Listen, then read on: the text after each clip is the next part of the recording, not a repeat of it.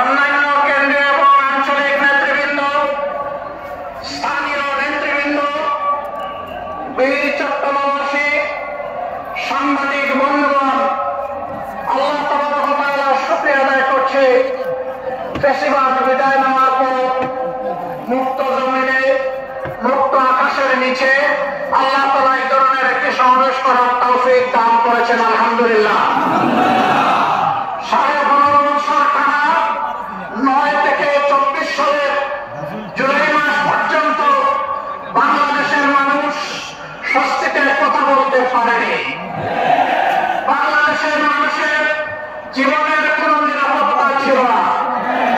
বাংলাদেশের মানুষ অবিচার নির্যাতনের শিকার হয়ে কোথাও সামান্যটুকু বিচার পায়নি।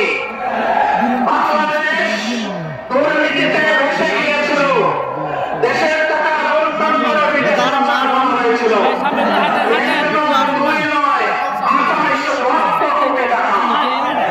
বাংলাদেশ থেকে বিদেশে পাচার করা হয়েছে, যা বাংলাদেশের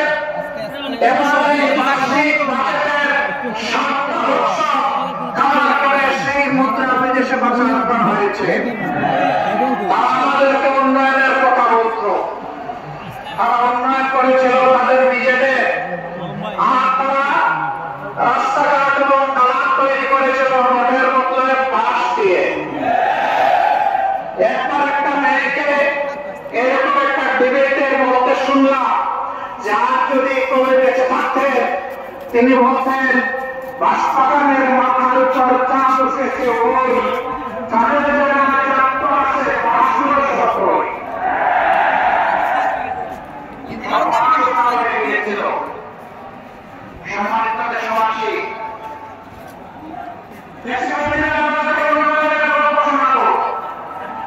বাংলাদেশ এখন চিন্তা করছে, বাংলাদেশ এখন কানাডা, আর বাংলাদেশ কানাডা হয়েছে তাদের জন্য, কারণ তারা বাইরে গিয়ে কানাডার জনতা তৈরি করেছে। বাংলাদেশের টাকা ব্যাংকগুলো লোক করে চর্চা করেছিল, তাদের জবাব দেওয়ার জন্য শান্তিপূর্ণভাবে রাজধানীতে তারা একত্রিত হয়েছিলেন। 13 সালের 5 সেখানে বর্বর হামলা চালিয়ে রাতে বন্ধ করে অসংখ্য মানুষকে খুন করা হয়েছিল। এতগুলো আলেম ওলামা, হুফাজে কেরাম, আইতাম, তাদেরকে হত্যা করার পর, খুন করার পর প্রজ্ঞাপন প্রধানমন্ত্রী বলেছিলেন কেউ মারা যায়নি। ওখানে লাল রঙের যে তরল পদার্থ রেখেছেন, এটা মোল্লা মৌলবীরা কিছু রং ছিটিয়ে রেখেছিল। লজ্জা!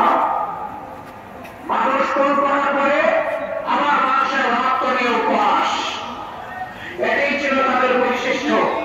এরা হত্যা করে ক্ষমতা এসেছিল, আর হত্যা আমাকে ক্ষমতা থেকে বিদায় নিয়েছে।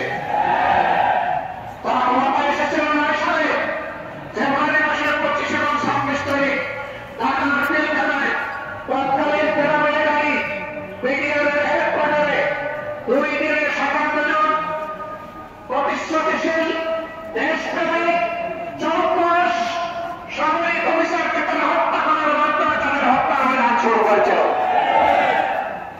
আর 24-এর গণবিপ্লবে ছাত্র, তরুণ, যুবক, কৃষক, শ্রমিক, মা বোনদের বুকে, ভাইদের বুকে, সন্তানদের বুকে গুলি চালিয়ে কালি কালি লাশ ফেলে দিয়ে যখন সরল দিতে পারে নাই, তখন যারা বলেছিল অমুকের কন্যা দেশ ছেড়ে পালায় না, তারাই তখন তারা কি বলেছিল?